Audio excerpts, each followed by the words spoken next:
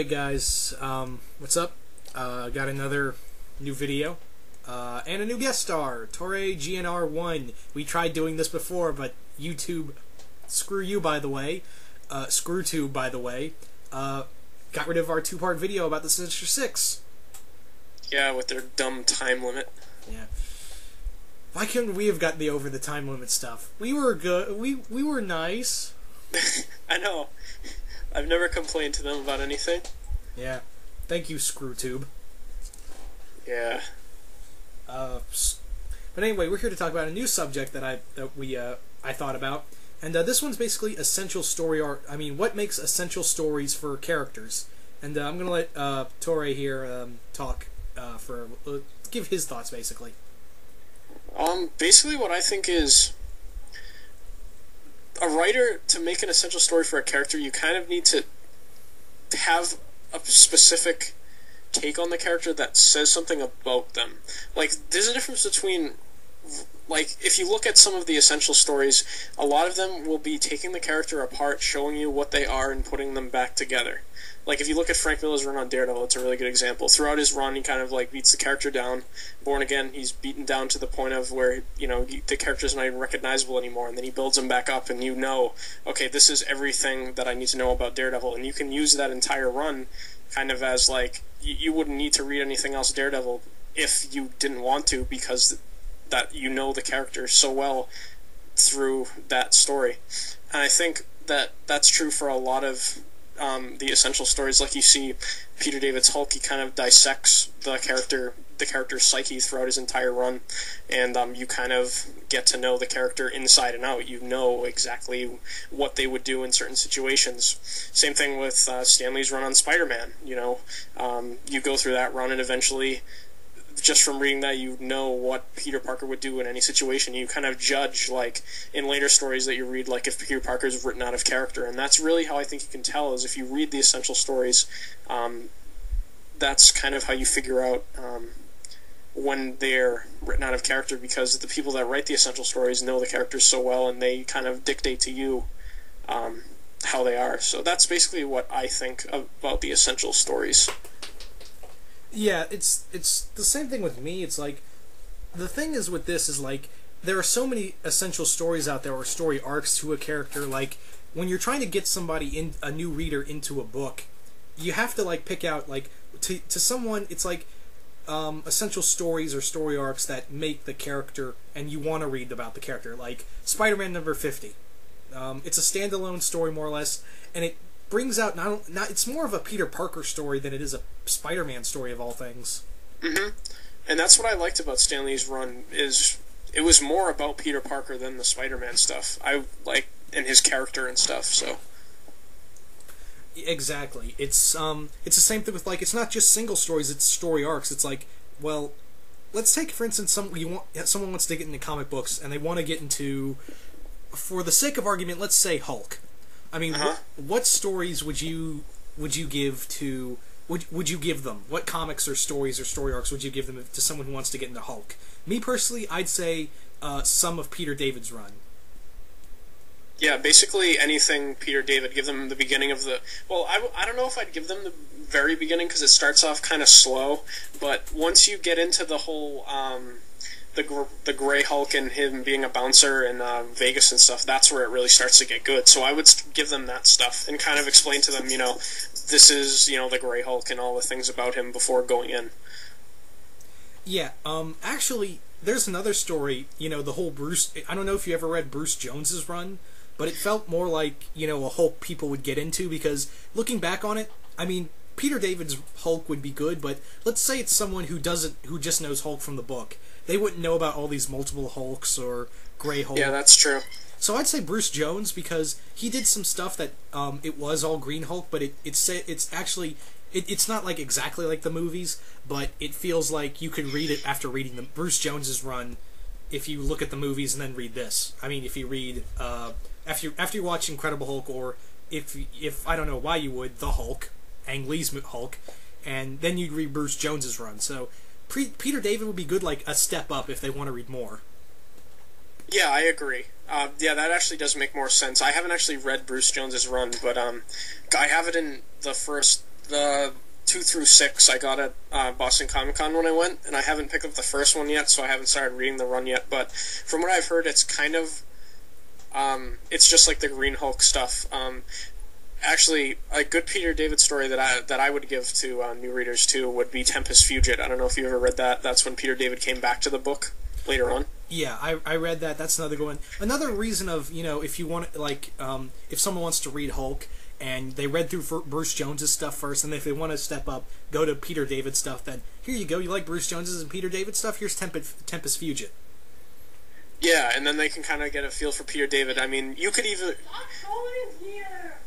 give them Peter David stuff, or you could give them, like, Greg Pak stuff, too, because Planet Hulk, I think, is great. Yeah, and, it's somewhat like if they watched the animated movie Planet Hulk, and you can give them that. Yeah. Another ones I'd say, let's move on to, like, let's go to X-Men real quick. Like, what story arcs or stories would you give them if they want to get into X-Men? X-Men's a difficult one, because you have Claremont, who basically defined the characters over a period of, like, I don't even know how long he was on that book. It was, like, 30 years or something? Mm-hmm.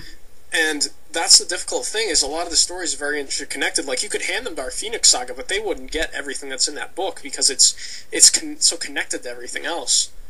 So, I would say, probably, I would give them Joss Whedon's run. I was going to say that, too. Grant Morrison stuff, too, but people would probably not get some of the things Grant Morrison does in his X-Men run is kind of odd for a newcomer. But so yeah, Whedon's run would probably be the best out of all of them. Yeah, I agree, because that was really the first X-Men story I ever read, and there was some calling back to things from Grant Morrison's run a little bit, but for the most part it's pretty standalone. So yeah, that would be probably the best one, because it's really good, and it's pretty much standalone, which is not really commonplace among X-Men stories, so I think that would be the best one. Yeah. Now, the other ones, like, of course, Batman, there's a load of stories you can give someone who wants to read Batman, like, let's say, like, Long Halloween, Dark Victory, Dark Knight Returns, so many, but... That's an easy. Batman's an easy one. It's the other ones that the Marvel ones are actually kind of harder. Yeah, they are. Especially, I think a lot of people have trouble with Spider-Man stuff. I get people asking me all the time, what Spider-Man stuff should I read? And it's difficult because, like, I would say the Stan Lee stuff, but a lot of people don't like Silver Age comics the way they're written, because they're very wordy and kind of they're old school. People like reading modern comics more. So I would say if you want to get into, like, modern Spider-Man stuff, I would start with, like, Peter David's run in Friendly Neighborhood, or, like, the early parts of JMS's run, because that stuff's really good. Yeah. Exactly. Now, the other question is that what makes, like, the big question, I think we talked about this earlier before in the video, but what do you think, what does it take for a character to have an essential story? Like, that's their story, like, Death of Superman. That's an iconic event that happened in Superman's story, period. Like, if you knew Superman, then you knew the death of Superman. And that's... Yeah, it's the same thing with Batman Nightfall. And I think the thing with those stories is, like, for the most part, they were pretty well written. I've read The Death of Superman. I haven't read Nightfall, but I've heard it's really good. So I can't really say much about Nightfall, but I've read The Death of Superman, so I can talk about that.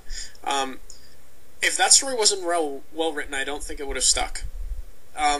Because some of the stories, like if you look at Frank Miller's Daredevil run, I'm going to keep bringing that up, but that's really the best example of what I was talking about before, like building the character up and then tearing them down and then building them back up again. You can either do that, which is what a lot of them will do, or you'll have, like, a big kind of event thing that kind of changes the status quo for the character for the time to come. And if it's well written, it'll stick. But if you have, like, a big event, like, say, Spider-Man's Clone Saga, that was a big event, but it didn't stick in the continuity because it was poorly written. So if you do, like, a big status quo changing event like that and it's written well, then it'll become an essential story, I think. Yeah, that's the same thing with me. For me, what makes an essential story arc is like, this is what people are going to remember the most when someone brings up a character, and you know people are going to stick to that. I know I'm going to keep up bring up Nightfall throughout this, but it's like, yeah, Nightfall, you have to read it. Like, that's, if you want to know about Batman, or if you want to know about anything DC, that's not only like good required Batman reading, that's DC reading, period. Okay. Like, bringing when you have these stories and they're written so well, and like you said, if Death of Superman was handled like crap, I think no one would remember it, and you know it would be not for nothing. But since it was written so well, you can point to that. You know, that is essential storytelling. Yeah, I mean, you look at after they did that after the Death of Superman, they did that kind of like Superman turning into a blue energy thing, and that was a big change for the character, but it was handled poorly. Yeah. And you know, that could have, if that was written well, then I don't know if it would have stuck, but it's just an example. And the Death of Superman too, like the way that was written was he was written as like the death of, like, a symbol. Like, it wasn't just, oh, Superman got killed. It was a big deal. You know, the whole DC universe came together, and they made it kind of a whole DC universe spanning event, like you said with Nightfall, how it's required DC reading. And I think if it was more self-contained, I don't think people would have remembered it either. Because if it was just like Superman died and then they did the whole Reign of the Superman thing, I think Superman fans kind of would have, like, big Superman fans would have remembered it. But I don't know if it would have become like, you know, if you want to get into DC, you read The Death of Superman. I don't think it would have been like that. So exactly.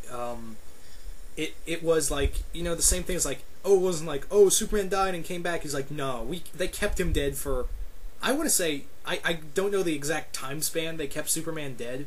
I think it was 2 years. Yeah. Yeah, we could be wrong, guys, but 2 years sounds appropriate. But yeah, we had Reign of the Supermen, and we had all these new characters come in that people now know and love. We have, you know, Superboy and Cyborg Superman. Yeah, those were, you know, when all the characters were introduced to people, and, you know, and that's another big thing, too, for that kind of story, is they introduced all those new characters, and then DC went with them, and they went new places with them, and now people love those characters too, and they remember the story for introducing those characters too. The same thing with Nightfall. You get Bane. Bane's one of the most loved Batman villains now. Yeah, and we also got to see Azrael, you know, a new Batman take over for a short time. When you think about it, the Death of Superman and Nightfall are basically, they're kind of the same story, just with different characters. Yeah. It's the same angle, and it was like, I think it came around at the same time, didn't it? Like, Nightfall shortly followed Death of Superman, right? I think so. They were both in the 90s, I know that, but I wasn't reading comics then because I was too little, but I think they were both in, like, the mid to late 90s. Yeah, I want to say that, too. But, yeah, I would say that. But more or less, I think we're going to have to continue this in a part 2. Do you think we might have to do that? Yeah, sure. Alright, guys. You heard the man. See you in part 2. Alright, see you guys.